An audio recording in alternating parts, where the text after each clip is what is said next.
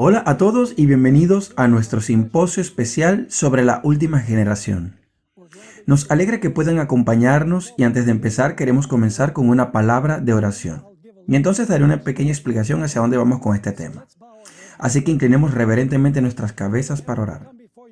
Padre Celestial, venimos delante de tu trono en el poderoso nombre de Jesús, pidiendo que bendigas no solo esta presentación, sino que también bendigas a cada exponente y bendigas a todos aquellos que están viendo a través de la TV y medios sociales.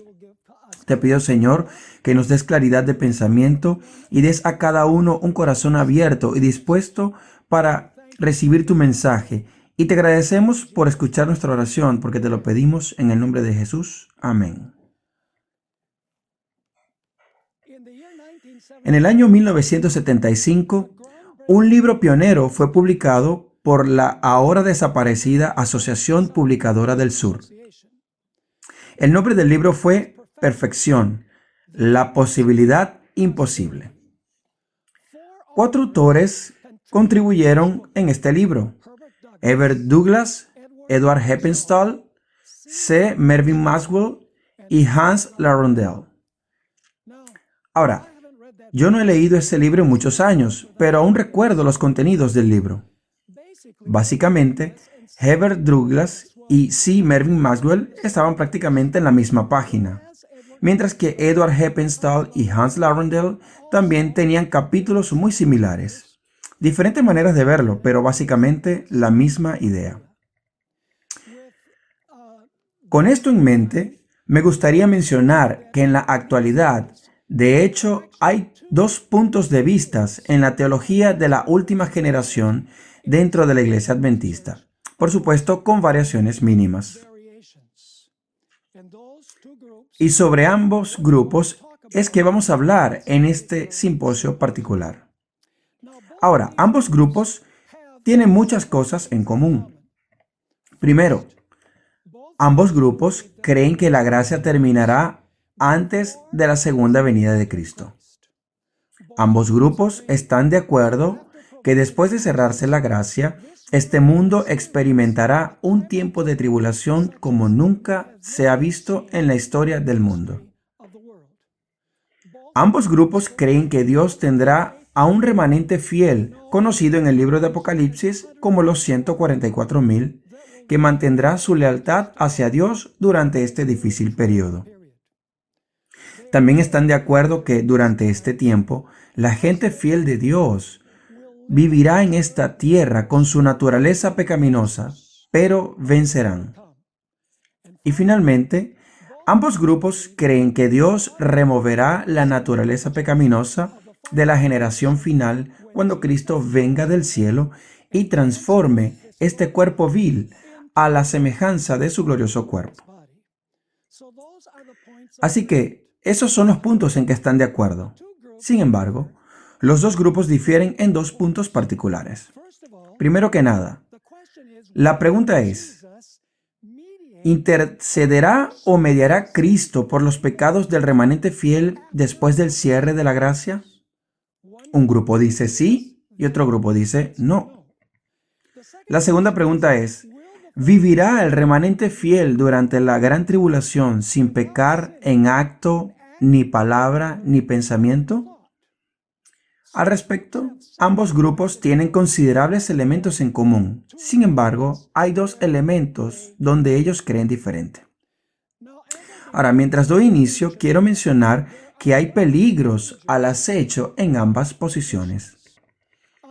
En un lado, aquellos que creen en la victoria total sobre el pecado antes del cierre de gracia pueden caer en perfeccionismo o fanatismo, sobreestimándose y criticando a otros por no alcanzar su alto nivel de espiritualidad. El peligro, en el otro lado, es tomar el pecado livianamente para justificarlo por causa de sus tendencias hereditarias y cultivadas. El peligro de este lado es enseñar que la naturaleza humana del hombre es tan poderosa que ni siquiera la disponible gracia del Dios omnipotente puede darnos victoria total sobre el pecado. Así que preguntemos, ¿Qué queremos decir con la generación final? ¿Quién pertenecerá a este grupo? ¿Cuándo vivirán ellos? ¿Y cómo será este grupo? Por definición, la expresión generación final se refiere al remanente fiel que el libro de Apocalipsis señala como los 144,000. Este grupo sobrevivirá al peor tiempo de angustia en la historia humana y por el otro lado emerge victorioso. Al fin de esta terrible tribulación, el pueblo de Dios, los santos vivos, serán trasladados al cielo junto con los santos fieles que murieron pero que resucitaron. Daniel 12:1 es el texto clave que proveerá el contexto de nuestra discusión en los próximos días. No es coincidencia que Elena de White comienza el capítulo del tiempo de angustia en el conflicto de los siglos citando Daniel 12:1. Así que Daniel 12:1 es el versículo central cuando discutamos lo que vamos a estudiar durante el curso de este simposio. Así que leamos ese texto. Y allí hay 8 elementos en los cuales quiero que nos enfoquemos en este versículo particular. Dice, en aquel tiempo se levantará Miguel, el gran príncipe que está de parte de los hijos de tu pueblo, y será tiempo de angustia, cual nunca fue desde que hubo gente hasta entonces. Pero en aquel tiempo será libertado tu pueblo, todos los que se hallen escritos en el libro. Ahora, ¿cuáles son los 8 elementos que queremos mirar? Primero, la expresión en aquel tiempo. Segundo, queremos identificar a Miguel, el gran príncipe. Luego, queremos entender qué significa cuando dice se levantará Miguel. ¿Qué significa ese se levantará? ¿Qué significa ese está de parte? Ese es el elemento número 4. El elemento número 5 en nuestro estudio será la expresión tu pueblo, el pueblo de Daniel. ¿Quién es el pueblo de Daniel? ¿Son judíos literales o espirituales? El siguiente punto que queremos estudiar es el tiempo de angustia como nunca ha habido en la historia del mundo. En el elemento número 7 queremos echar un vistazo a la liberación del remanente final de Dios, la generación final que estará viva cuando Cristo venga. Y finalmente, queremos mirar la expresión en el libro, los que se hallen escritos en el libro. Así que tomaremos cada uno de estos elementos, punto por punto, y vamos a ver qué nos enseña acerca de la generación final. Veamos entonces esa primera expresión en aquel tiempo de Daniel 12:1. De hecho, cuando mires en el libro de Daniel, capítulo 12, del versos 1 al 3, es necesario que sean ubicados en el capítulo 11. Los eruditos dicen eso. Ellos creen, y yo pienso que la evidencia lo demuestra, que Daniel 12, 1 al 3 deberían ser la conclusión de Daniel 11, porque Daniel 12:1 dice, en aquel tiempo. Así que tú preguntas, ¿en cuál tiempo? Tienes que ir atrás al versículo 44 del capítulo 11. Es allí, en ese versículo, donde el tiempo que se refiere en aquel tiempo, cuando Miguel se levantará. Pero noticias del oriente y del norte lo atemorizarán. Ese es el rey del norte, un símbolo del papado. Y el rey del norte saldrá con gran ira para destruir y matar a muchos. ¿Qué son las noticias del este y del norte? Desearía que tuviéramos más tiempo para entrar en detalle. El mensaje del oriente es el ángel sellador de Apocalipsis 7, que viene del oriente para colocar el sello de Dios sobre los santos vivientes que pasarán por el tiempo de angustia. Y el norte es arriba. Satanás quería ocupar el trono de Dios en los lados del norte. Este es el fuerte clamor de Apocalipsis 18, llamando al pueblo fiel de Dios que salga de Babilonia. Y este mensaje enfurecerá al rey del norte, símbolo del papado. Y cuando aparece que el pueblo de Dios será destruido, los santos vivientes, la última generación va a ser destruida, Miguel se levantará. Ahora la pregunta es, ¿quién es Miguel? Volveremos a esto dentro de poco. Pero Miguel, de hecho, es una referencia a Jesús. El significado del nombre Miguel es el que es como Dios. ¿O quién es como Dios? Eso es muy importante porque si vas al libro de Apocalipsis, encontrarás que en el tiempo final casi el mundo entero preguntará de acuerdo a Apocalipsis 13:4. ¿Quién es como la bestia? Así que por un lado tienes a Miguel, cuyo nombre significa ¿quién es como Dios? Y en Apocalipsis tenemos a la bestia, ¿quién es como la bestia? Y quisiera agregar que el nombre de Miguel significa quién es como Dios y podría agregar quién es capaz de hacerle guerra. Y en Apocalipsis 13 dice, ¿quién es como la bestia? Y en capítulo 17 dice que el Cordero le hará guerra y así Miguel es un símbolo de Jesucristo. Ahora, ¿qué significa que Miguel se levantará? ¿Qué significa la expresión se levantará? La respuesta es que cada vez que esta expresión aparece en el libro de Daniel, se refiere a un rey comenzando a reinar sobre un reino. En otras palabras, levantarse significa en este punto que Jesús va a empezar a reinar o gobernar sobre su reino. Sin embargo, Él no puede comenzar a reinar sobre su reino a menos que se demuestre quiénes son los miembros de su reino. Y es el juicio investigador antes del cierre de gracia que revela quiénes son los súbditos de su reino. Cuando el número de individuos se complete, entonces Miguel se levanta, lo que significa que la gracia se cierra. Por un lado, Daniel 7, 13 y 14 y Daniel 8, 14 hacen referencia al comienzo del juicio investigador, que por supuesto comienza por los muertos, continúa a través de la historia y termina con el juicio de los vivos poco antes del cierre del tiempo de gracia. Así que Daniel 7, 13, 14, cuando el Hijo del Hombre va al Padre a recibir su reino, Daniel 8, 14 da la fecha hasta 2300 días y el santuario será purificado, esto es cuando el juicio de los muertos inicia. Sin embargo, cuando llegas a Daniel 12:1, cuando Miguel se levanta, es el momento cuando el juicio que comenzó en Daniel 7, 13, 14 y Daniel 8, 14 llega a su fin. Así que en Daniel 8, 14 tenemos el inicio del juicio investigador. Daniel 12:1, cuando se levanta Miguel, tiene la conclusión del juicio investigador. Así, Daniel 8:14 retrata el inicio del proceso del juicio investigador que revelará quién es súbdito del reino de Cristo. Y Daniel 12:1 delinea el momento cuando el reino de Cristo está completo, porque el juicio investigador revela quién es miembro de su reino. Ahora, cuando Miguel se levanta, encontramos que Jesús va a cambiar sus vestimentas. Ahora mismo Cristo está vestido de sumo sacerdote. Puedes leerlo en Hebreos 8, 1 al 2.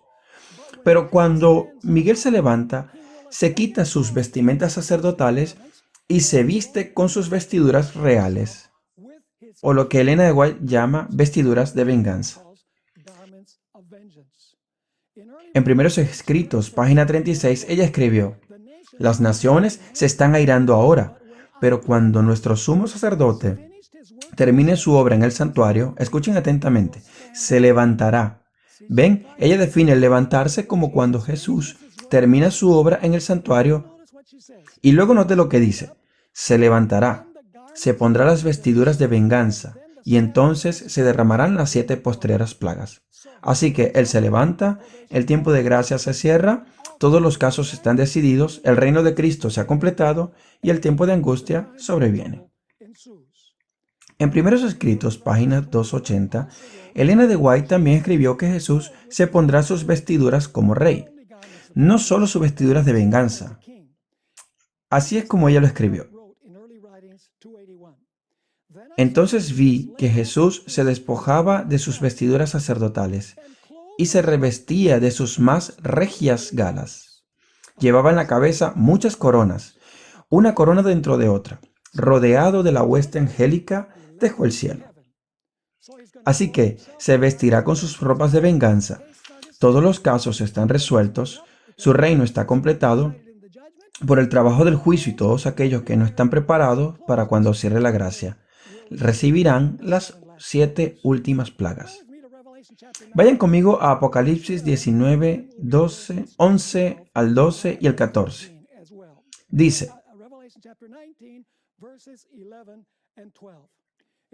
Entonces vi el cielo abierto, y he aquí un caballo blanco, y el que lo montaba se llamaba Fiel y Verdadero, y con justicia juzga y pelea.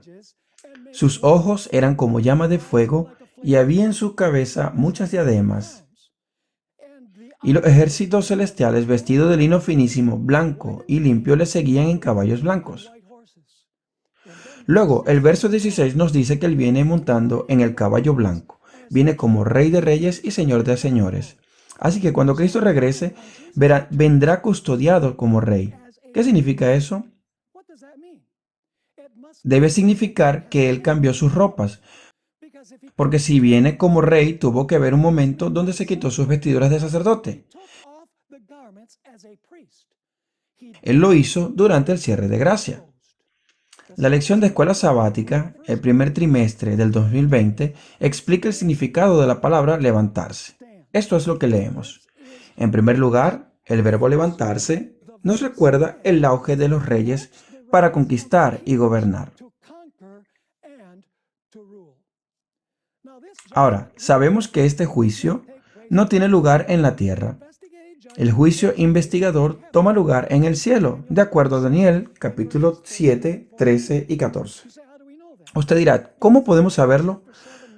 Porque en Daniel 7, 9 y 10 y el 13 y 14, Jesús va al anciano de días en el cielo para recibir su reino. Esto significa que Jesús desempeña su obra del juicio investigador en el cielo, y cuando éste termine, Él se levantará. Permítanme leerles una declaración en Primeros Escritos, página 280. Agregaré una explicación en paréntesis para darle sentido al texto.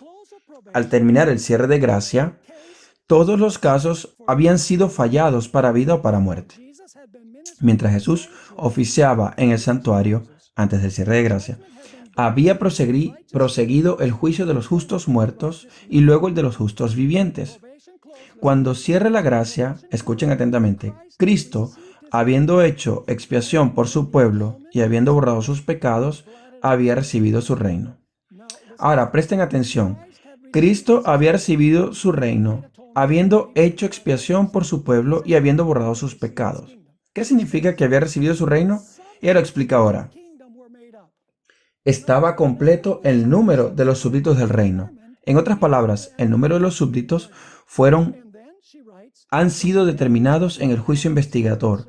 Y luego ella escribe, y consumado el matrimonio del Cordero, así que el casamiento entre Cristo y la totalidad de su gente toma lugar en el cielo, no en la tierra. Cuando el reino de Cristo esté completo, cuando Él revele quién pertenece a su reino, entonces cuando su reino o su novia esté lista, Jesús puede tomar su reino o podrá casarse con su novia. Es otra forma de decirlo. Jesús contó muchas parábolas donde Él muestra claramente que antes del cierre de la gracia, Él va a determinar quién es súbdito de su reino. Miremos Lucas 19:12. Esta es la famosa parábola de las minas, y allí dice, dijo pues, un hombre noble, ese es Jesús, se fue a un país lejano, ese es el ascenso de Cristo al cielo, para recibir un reino y volver. Entonces, ¿a qué fue Cristo al cielo? A recibir el reino. Él no recibe el reino cuando venga como Rey de Reyes y Señor de Señores y se convierte en un Señor de este mundo. No, eso no es así. Sino que dice, un hombre noble, Jesús, se fue a un país lejano, el cielo, para recibir un reino que viene del Padre de acuerdo a Daniel 7. Luego dice, y volver. ¿Volver a dónde? A la tierra, la cual es la segunda venida de Cristo. Pero Él recibe el reino en el cielo. En otra parábola interesante es la que está en Mateo 22, 1 al 14. No voy a leer el pasaje entero. Se trata del hombre que entró a la boda sin las ropas de bodas. Saben que la parábola nos cuenta que la sala de la boda se llenó de muchos invitados, porque el Evangelio ha sido predicado. La gente ha aceptado el Evangelio, ellos profesan servir a Cristo, pero de repente el rey sale a examinar las vestiduras de los invitados para ver si realmente merecen ser parte de la novia, si realmente son parte del reino. Y resulta que hay un individuo, de acuerdo a la historia de Mateo 22, que no tiene vestiduras de bodas. Que por cierto, la palabra que se usa para el rey entrando a ver los invitados es la palabra griega theaomai, que no significa solamente ver o mirar, sino que significa investigar o escrutar. Así que este es el juicio investigador. Déjenme preguntarles, ¿esto toma lugar después de la segunda venida de Cristo? ¿Ustedes piensan que alguien puede colarse en el cielo y entonces Jesús va a salir y decir, vamos a examinar a los invitados, y va a haber un individuo y le dirá, ¿cómo lograste entrar aquí? Regresa a la tierra. Por supuesto que no. Esto que se trata aquí es un juicio investigador celestial, donde el carácter de aquellos profesos hijos de Dios serán examinados para ver si merecen formar parte de la novia o si merecen ser parte del reino. Reino y novia son intercambiables. Ahora, miremos otra parábola que Jesús contó en Lucas 12, 35 al 36. Aquí encontramos explícitamente que el reino es tomado en el cielo. Jesús dijo en Lucas 12, 35 al 37. Estén ceñidos vuestros lomos y vuestras lámparas encendidas, y vosotros sed semejantes a hombres, escuchen atentamente ahora, que aguardan a que su Señor regrese de las bodas. ¿Qué se supone que deben ser los discípulos?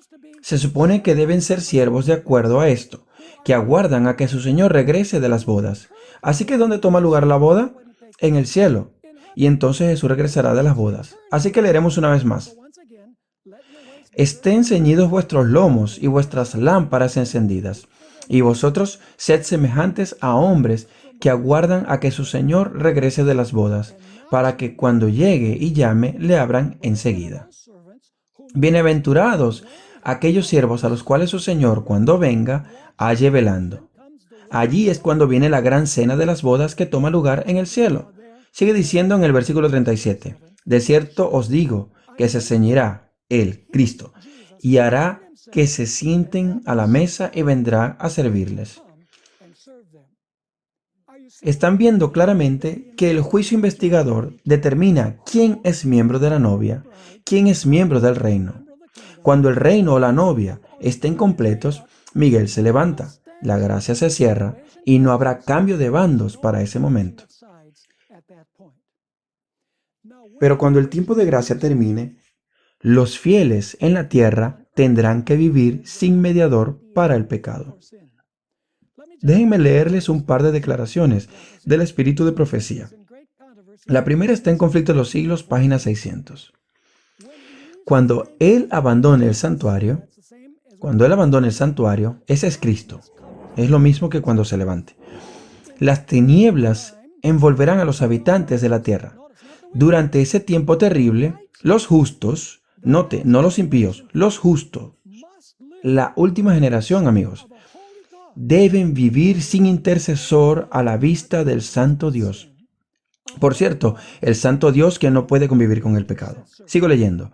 Sin intercesor a la vista del Santo Dios. Nada refrena ya a los malos, y Satanás domina por completo a los impenitentes empedernidos. ¿Puede imaginar cómo será el mundo cuando Satanás tenga control total sobre los impenitentes? El Espíritu Santo ha puesto frenos sobre él ahora. Pero imaginen la condición del mundo cuando Satanás tenga control sobre los impíos, no de los justos, porque Miguel se levantará y vigilará por ellos. Sigo leyendo. Nada refrena ya a los malos, y Satanás domina por completo a los impenitentes, empedernidos. La paciencia de Dios ha concluido. El mundo ha rechazado su misericordia, despreciado su amor y pisoteado su ley. Los impíos han dejado concluir su tiempo de gracia. El Espíritu de Dios, al que se opusieran obstinadamente, acabó por apartarse de ellos. desamparados ya de la gracia divina, están a merced de Satanás. Satanás no estará a favor de ellos, como Miguel sí lo estará por su pueblo. Ella continúa diciendo, el cual sumirá entonces a los habitantes de la tierra en una gran tribulación final. Como los ángeles de Dios dejen ya de contener los vientos violentos de las pasiones humanas, todos los elementos de contención se desencadenarán. El mundo entero será envuelto en una ruina más espantosa que la que cayó antiguamente sobre Jerusalén. Ustedes querrán leer el primer capítulo del conflicto de los siglos, ¿saben? Yo no sé cómo podría llegar a ser peor que la descripción que ella da en ese capítulo. Sin embargo, ella dice que el mundo entero, no Jerusalén, el mundo entero será envuelto en una ruina más terrible que aquella que vino sobre la antigua Jerusalén. Ahora, en esta declaración que acabamos de leer, Elena de White dice que los justos vivirán sin intercesor, después que Miguel se levante, a saber, durante el tiempo de angustia. En otra declaración del Gran Conflicto, página 421, Elena G. de White usa una palabra sinónima. En vez de usar la palabra intercesor, ella usa la palabra mediador. Leo. Los que vivan en la tierra cuando cese la intercesión de Cristo en el santuario celestial deberán estar en pie en la presencia del Dios Santo sin mediador. Así que Cristo mediará por el pecado después de que su reino o su novia estén completos. No, no habrá mediador, no habrá intercesor. Y ella está hablando de los justos sin mediador o intercesor. ¿Cómo deberían ser ellos? Noten lo que sigue diciendo. Sus vestiduras deberán estar sin mácula, sus caracteres purificados de todo pecado por la sangre de la aspersión. Por la gracia de Dios y sus propios y diligentes esfuerzos deberán ser vencedores en la lucha con el mal. Creo que es bastante explícito. Sus vestiduras deberán estar sin mácula, sus caracteres purificados de todo pecado por la sangre de la aspersión. Por la gracia de Dios y sus propios y diligentes esfuerzos deberán ser vencedores en la lucha con el mal. Hay otros dos pasajes en el libro de Apocalipsis que describe el fin del tiempo de gracia. Veámoslos en Apocalipsis 22, 10 al 12. Apocalipsis 22, 10 al 12. Y quiero que noten que hay tres momentos de tiempos que encontraremos en estos versículos.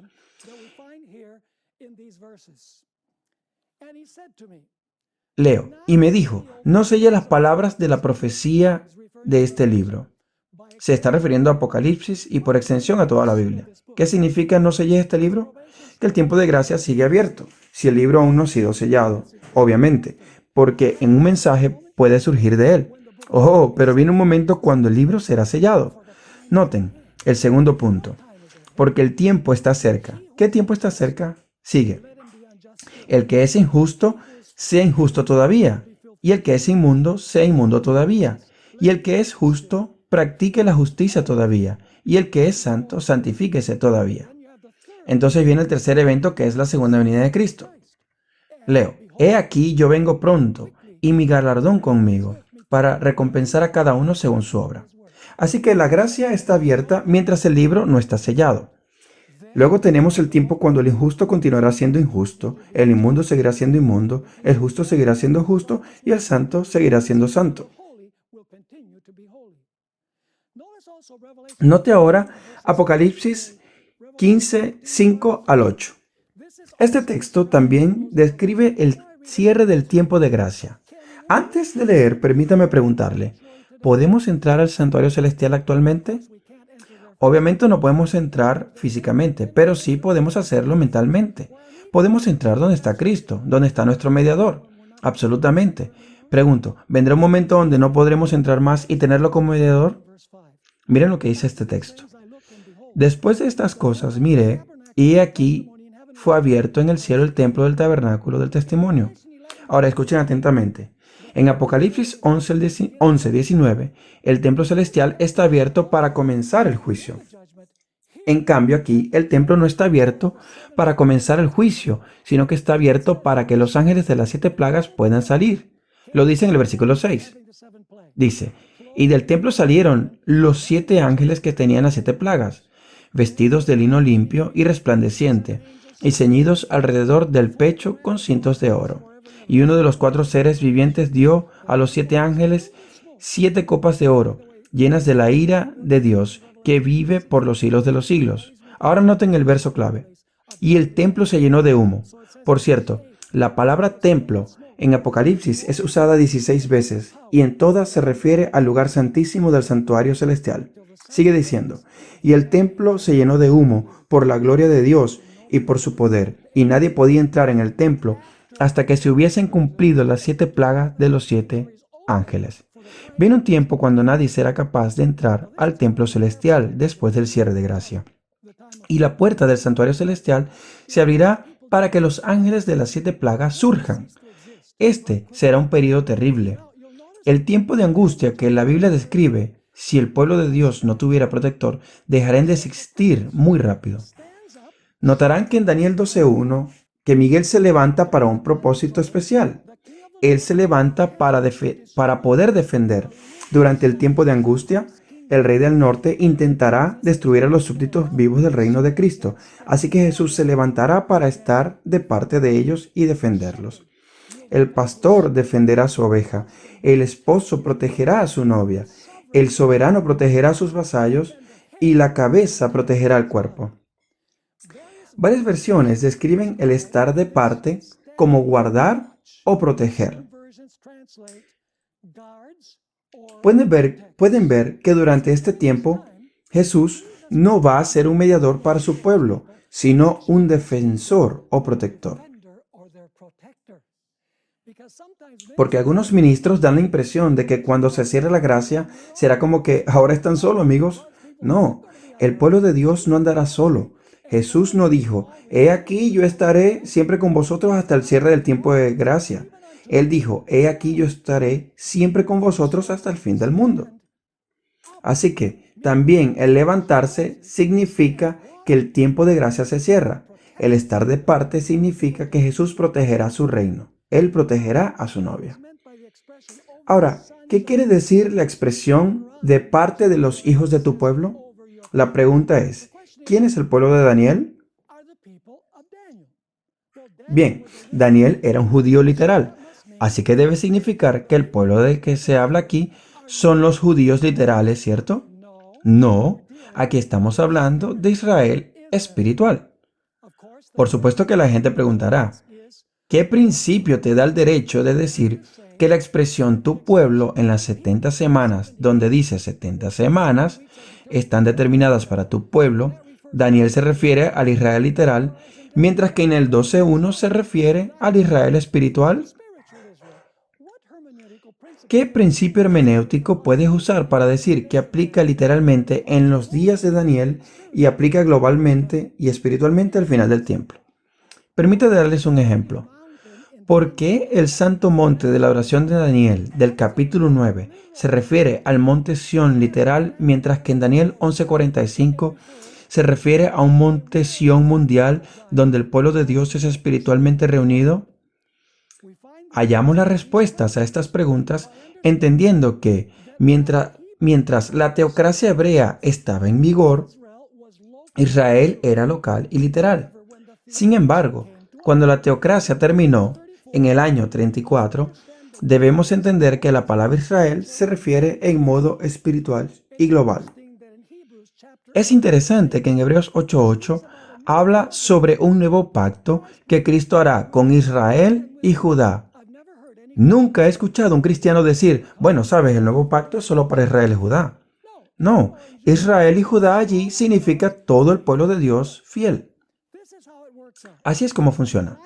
Tu pueblo en Daniel 9 cambia de Israel literal a espiritual en Daniel 12:1.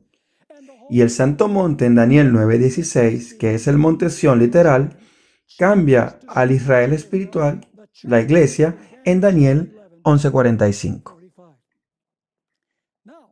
Ese es el punto número 5. Vayamos al punto número 6. El versículo clave para entender el tiempo de angustia de Daniel 12:1 es Génesis 32:7. En este capítulo, Jacob estaba profundamente angustiado porque había escuchado que su hermano Esaú había venido para matarlo a él y a su familia. Sin embargo, esta no era la preocupación principal de Jacob. Él todavía recordaba el pecado que había cometido 20 años atrás. robándole la primogenitura a su hermano y engañando a su padre. Y temía que ese pecado fuera tan grande que Dios no podría cumplir su pacto de protegerlo de la ira de su hermano. El contexto claramente indica que el ángel con el que Jacob luchó no era otro que el ángel del pacto, Jesucristo, también llamado Miguel en Daniel 12:1. Ustedes dirán, ¿cómo podemos saberlo? Porque después de que Jacob lucha con el ángel, se nos dice que él le dio a ese lugar un nombre especial. Llamó al lugar donde luchó y donde fue bendecido por el ángel, el cual también le cambió su nombre, Peniel. ¿Qué significa Peniel? Viene de dos palabras hebreas, Pen, que significa cara, y El, que significa Dios. Así que significa cara de Dios. Y luego Jacob explica por qué lo llamó cara de Dios. Él dice, he visto a Dios cara a cara, y fue librada mi alma. Probablemente el mejor lugar para leer acerca de este tiempo de angustia es Jeremías capítulo 34 al 10. Aquí está hablando de cuando Dios está por liberar a Judá de la cautividad babilónica. Dice allí, estas, pues, son las palabras que habló Jehová acerca de Israel y de Judá. Noten, Israel y Judá, muy interesante, las mismas palabras que se usan en el libro de Daniel. Porque así ha dicho Jehová, hemos oído voz de temblor, de espanto y no de paz. Inquirid ahora y mirad si el varón da a luz. En otras palabras, el dolor es tan grande que es como contracciones de parto. Pero está hablando de hombres. Porque he visto que todo hombre tenía las manos sobre sus lomos, como mujer que está de parto, y se han vuelto pálidos todos los rostros. Ah, cuán grande es aquel día, tanto que no hay otro semejante a él. ¿No le suena a Daniel 12:1? Claro, tiempo de angustia para Jacob, pero ahora note la promesa. Pero de ella será librado, justo como fue librado Jacob de la ira de su hermano Esaú. Entonces viene la promesa, verso 8. En aquel día, dice Jehová de los ejércitos, yo quebraré su yugo de tu cuello. Ese es el yugo de Babilonia. Y romperé tus coyundas, y extranjeros no lo volverán más a poner en servidumbre, sino que servirán a Jehová su Dios y a David su rey. Por supuesto, está hablando de Jesús, a quien yo les levantaré. Tú, pues, siervo mío Jacob, no temas, dice Jehová, ni te atemorices, Israel, porque he aquí que yo soy el que te salvo, de lejos a ti y a tu descendencia de la tierra de cautividad. Y Jacob volverá, descansará y vivirá tranquilo, y no habrá quien la espante. ¡Qué descripción tan vívida del tiempo de angustia y la liberación! Esto está hablando de un evento literal en el Antiguo Testamento que es tipológico a la liberación en el fin del tiempo global del pueblo fiel de Dios. ¿Cómo será el tiempo de angustia que está por venir? ¿Tendrá la generación final una preparación especial esta vez? Sí, ellos recibirán la lluvia tardía, proclamarán el fuerte pregón. La plenitud de la luz de Dios brillará sobre ellos, como ninguna generación en toda la historia de la tierra. Y el tiempo de angustia será de igual manera el peor de todos los tiempos, el cual demanda una preparación especial. Note lo que dice Testimonios para la Iglesia, tomo 6, página 407. Los hombres no pueden discernir a los ángeles que como centinelas refrenan los cuatro vientos para que no soplen hasta que estén sellados los siervos de Dios. Pero cuando Dios ordene a sus ángeles que suelten los vientos, eso es cuando Miguel se levante y la gracia cierra. Habrá una escena de contienda que ninguna pluma podrá describir. Usted puede pensar en las cosas más terribles que pueden suceder y aún así será peor que eso. Note también Primeros Escritos, página 280. Al salir Jesús del lugar santísimo, oí el tintineo de las campanillas de su túnica. Una tenebrosa nube cubrió entonces a los habitantes de la tierra. Ya no había mediador entre el hombre culpable y un Dios ofendido. Ahora ya está diciendo, para los impíos tampoco hay mediación. Mientras Jesús estuvo interpuesto entre Dios y el pecador, tuvo la gente un freno. Pero cuando dejó de estar entre el hombre y el Padre, desapareció el freno y Satanás tuvo completo dominio sobre los finalmente impenitentes. Y ahora viene el séptimo elemento. Será libertado tu pueblo. Y claro, estamos hablando de los santos vivos de Dios al final del tiempo, los 144,000 que están por todo el mundo. Para poder comprender la liberación de Daniel 12:1, debemos regresar a Daniel 3 y Daniel 6, donde se resalta la palabra liberación. Estos dos capítulos tienen muchos en común. Ellos ilustran los juicios, la fe y la liberación de la generación final. Note, por ejemplo, Daniel capítulo 3. Aquí hay una relación muy estrecha con Daniel 12:1, del mismo modo que Apocalipsis 13. Tanto en Daniel 3 como Apocalipsis 13 tenemos un poder civil levantando una imagen, obligando a todo el mundo a adorar la imagen, y aquel que no adora la imagen es sometido a un decreto de muerte. En ambos pasajes tenemos un remanente fiel, que no adora falsamente. Y en ambos textos encontramos una liberación maravillosa del pueblo de Dios en el fiero tiempo de angustia.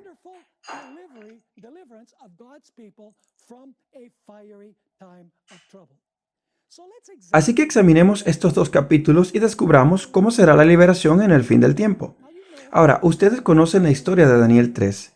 El rey levanta una imagen y exige que todos adoren la imagen, so pena de muerte. Y hay tres jóvenes que son fieles a Dios y quienes dicen, nosotros no practicaremos falsa adoración.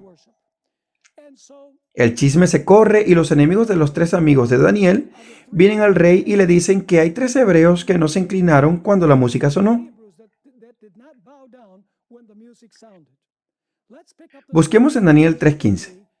El rey les dice, ahora pues, ¿estáis dispuestos para que al oír el son de la bocina, de la flauta, del tamboril, del arpa, del salterio, de la zampoña y de todo instrumento de música, os postréis y adoréis la estatua que he hecho? Porque si no la adoráis, en la misma hora seréis echados en medio de un horno de fuego ardiendo. Y ahora noten la palabra clave. Y que Dios será aquel que os libre de mis manos. Palabra clave, librar. Los versos 16 al 18 tienen la respuesta de los jóvenes al rey. Sadrach, Mesach y Abed-Nego respondieron al rey Nabucodonosor diciendo, no es necesario que te respondamos sobre este asunto.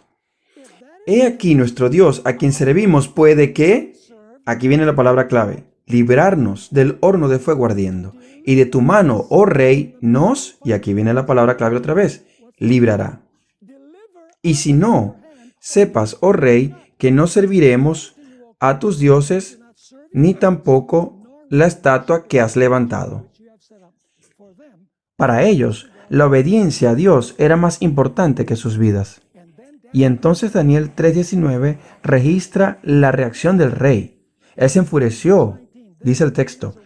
Entonces Nabucodonosor se llenó de ira y se demudó el aspecto de su rostro. Hablaremos de esto un momento. Contra Sadrach, Mesach y Abed-Nego, y ordenó que el horno se calentase 7 veces más de lo acostumbrado. En el volumen 4 del comentario bíblico de Elena de White, página 1169, Elena explica cómo era el rostro de Nabucodonosor en ese momento. Dice así: características satánicas hicieron que su rostro pareciera como el rostro de un demonio. Y luego viene la liberación de los tres amigos de Daniel. Leamos Daniel 3, 24 al 25, donde hay un punto particular donde me quiero enfocar. Leo. Entonces el rey Nabucodonosor se espantó y se levantó apresuradamente y dijo a los de su consejo, ¿no echaron a 3 varones atados dentro del fuego? Ellos respondieron al rey, es verdad, oh rey. Y él dijo, he aquí yo veo 4 varones sueltos, que se pasean en medio del fuego sin sufrir ningún daño, y el aspecto del cuarto es semejante a hijo de Dios. Ahora, algunas versiones dicen hijo de los dioses, porque ellos dicen, ¿cómo es que Nabucodonosor va a saber quién es el Dios verdadero? Bien, Elena de White explica que Daniel y sus amigos habían explicado al rey cómo se veía Dios. En este caso es Jesús, quien es el Hijo de Dios. Pero miren, este matiz que encontramos en el versículo 28. Nabucodonosor acaba de decir que el que libró a los tres jóvenes era el Hijo de Dios, pero ahora va a decir algo diferente. Versículo 28. Entonces Nabucodonosor dijo, bendito sea el Dios de ellos, de Sadrach, Mesach y Abednego, que envió su ¿qué? Ángel. ¿Cuál ángel? Miguel, de Daniel 12:1. ¿Y cuál es la siguiente palabra? Libró a sus siervos. ¿Qué tipo de siervos eran ellos? Que confiaron en él y que no cumplieron el edicto del rey y entregaron sus cuerpos antes que servir y adorar a otro Dios que su Dios. Y luego el rey hace un decreto en el verso 29 y una vez más la palabra liberación es clave. Por lo tanto, decreto que todo pueblo, nación o lengua que dijere blasfemia contra el Dios de Sadrach, Mesach y Abednego sea descuartizado y su casa convertida en muladar, por cuanto no hay Dios que pueda librar como este. ¿Cuál es el pensamiento central de Daniel 3? No es el horno ardiente, es la liberación del horno de fuego. ¿El pueblo de Dios pasará por una prueba ardiente? Tú vas al capítulo del tiempo de angustia, al conflicto de los siglos, y Elena de White dice que las llamas parecen consumir a los que van a pasar por el tiempo de angustia. Solo que ahora no es un horno literal, es un horno espiritual en el tiempo final. Ahora vayamos a Daniel capítulo 6. Y nuevamente el tema principal es la liberación. Estas historias, amigos, ilustran en la historia lo que va a pasar en la escatología. Ya pasó una vez, de modo que podemos estar seguros de que se repetirá. Daniel 6. Conocen la historia. Comencemos por el versículo 5. Entonces dijeron aquellos hombres, los enemigos de Daniel, no hallaremos contra este Daniel ocasión alguna para acusarle, si no la hallamos contra él en relación con la ley de su Dios. ¿El conflicto final tiene que ver con la adoración y la ley de Dios? Ciertamente lo es. Así que ahora ellos van al rey y le dicen, nosotros te queremos mucho, oh rey. Por favor, haz un decreto de que nadie pueda, aparte de ti, pedir a otro Dios en un periodo de 30 días. El rey dice, oh, ellos me aman tanto, eso es lo que él cree. Miren los versos 6 a 9. Entonces estos gobernadores y sátrapas se juntaron delante del rey y le dijeron así, Rey Darío, para siempre vive. Todos los gobernadores del reino, magistrados, sátrapas, príncipes y capitanes han acordado por consejo que promulgues un edicto real y lo confirmes, que cualquiera que en el espacio de 30 días demande petición de cualquier dios u hombre fuera de ti, oh rey, sea echado en el foso de los leones. Ahora, oh rey, confirma el edicto y fírmalo para que no pueda ser revocado. ¿Habrá un edicto de muerte en el tiempo final para aquellos que no cumplan? Absolutamente, conforme a la ley de Media y de Persia, la cual no puede ser abrogada. Firmó pues el rey Darío el edicto y la prohibición. ¿Cambió Daniel sus hábitos de oración? No, no lo hizo. El verso 10 nos dice, cuando Daniel supo que el edicto había sido firmado, entró en su casa y abiertas las ventanas de su cámara que daban hacia Jerusalén, se arrodillaba 3 veces al día y oraba y daba gracias delante de su Dios como lo solía hacer antes. Por cierto, Daniel 3 muestra qué pasa cuando el poder civil establece religión, porque el rey estaba estableciendo adoración. Tienes que adorar la imagen. Daniel capítulo 6 muestra qué pasa cuando el libre ejercicio de religión es prohibido. Porque a Daniel se le prohíbe orar. Así que sus enemigos van al rey y se lo cuentan y el rey se siente mal y dice, oh, estos chicos me engañaron y yo amo mucho a Daniel. Es un trabajador tan fiel aquí en el palacio. Pero él no podía liberar a Daniel. Leamos los versos 14 al 22 para ver dónde está la palabra clave. Leo. Cuando el rey oyó el asunto, le pensó en gran manera y resolvió ¿qué? Librar a Daniel. y hasta la puesta del sol trabajó ¿para qué? Librarle. Pero aquellos hombres rodearon al rey y le dijeron, sepas, oh rey, que es la ley de Media y de Persia que ningún edicto u ordenanza que el rey confirme puede ser abrogado. Entonces el rey mandó y trajeron a Daniel y le echaron en el foso de los leones. Y el rey dijo a Daniel, el Dios tuyo a quien tú sirves ocasionalmente, no, eso no es lo que dice, continuamente, ¿él te qué? Te libre. Y fue traída una piedra y puesta sobre la puerta del foso, la cual selló el rey con su anillo y con el anillo de sus príncipes para que el acuerdo de Daniel no se alterase.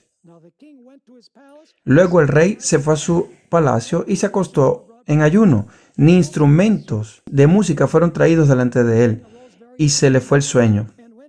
El rey, pues, se levantó muy de mañana y fue apresuradamente al foso de los leones. Y acercándose al foso llamó a voces a Daniel con voz triste y le dijo, Daniel, siervo del Dios viviente, el Dios tuyo, a quien tú sirves ocasionalmente, no dice eso, sino continuamente. ¿Te ha podido qué? Ahí está la palabra otra vez. ¿Te ha podido librar de los leones?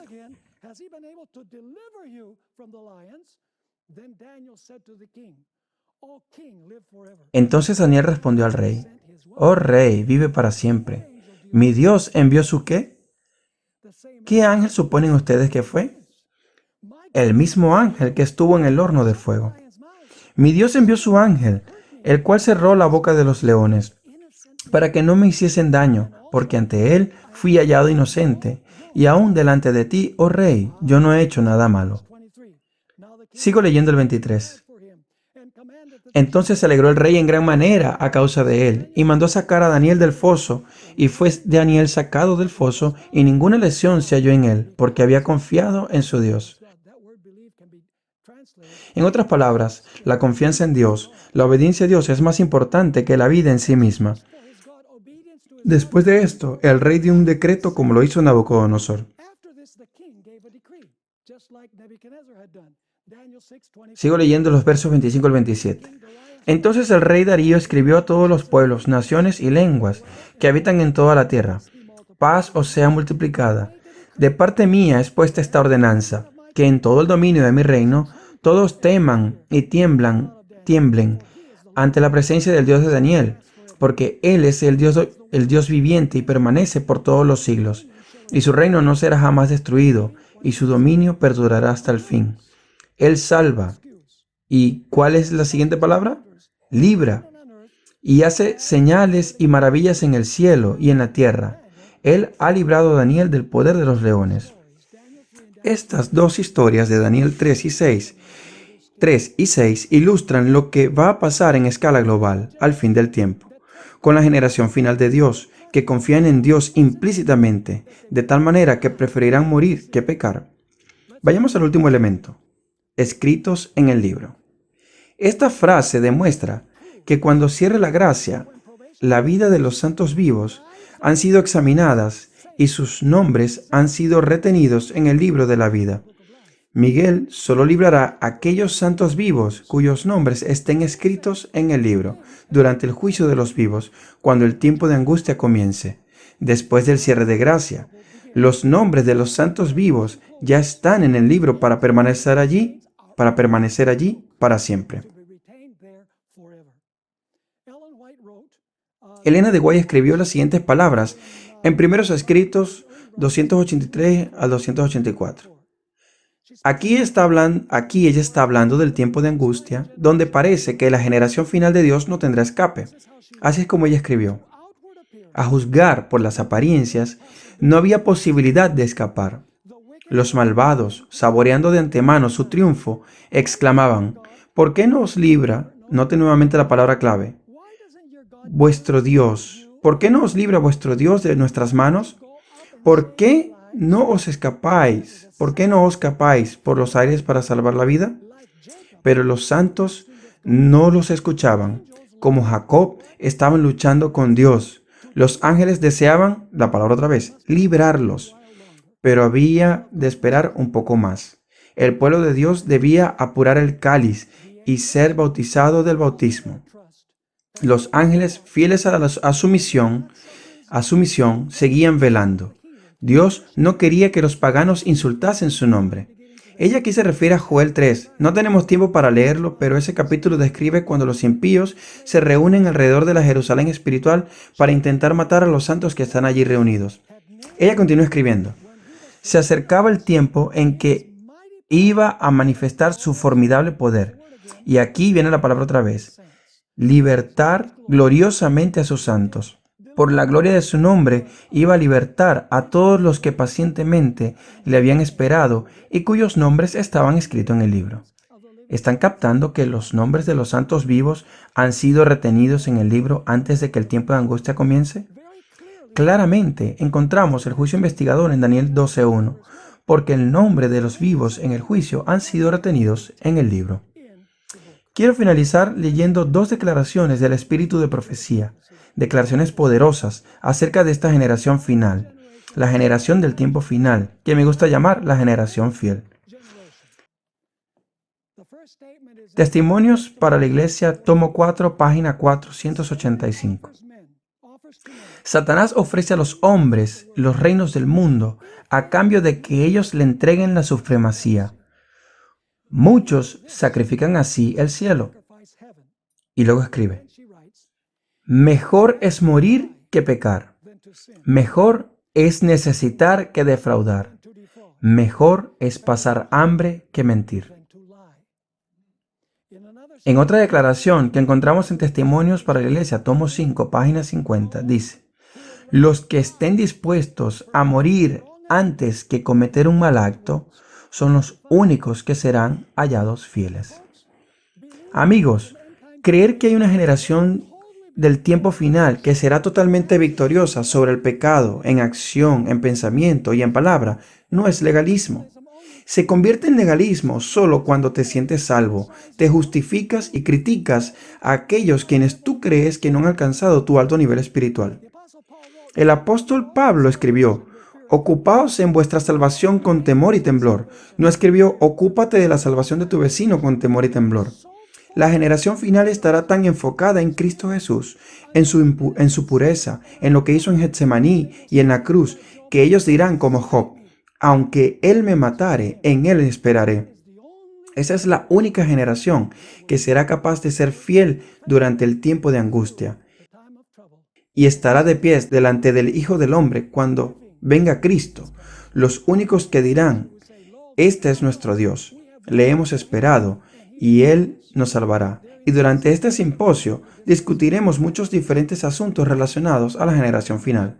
Así que sintonicen y anoten en el calendario. Esperamos verlos la próxima, cuando continuemos nuestro estudio juntos.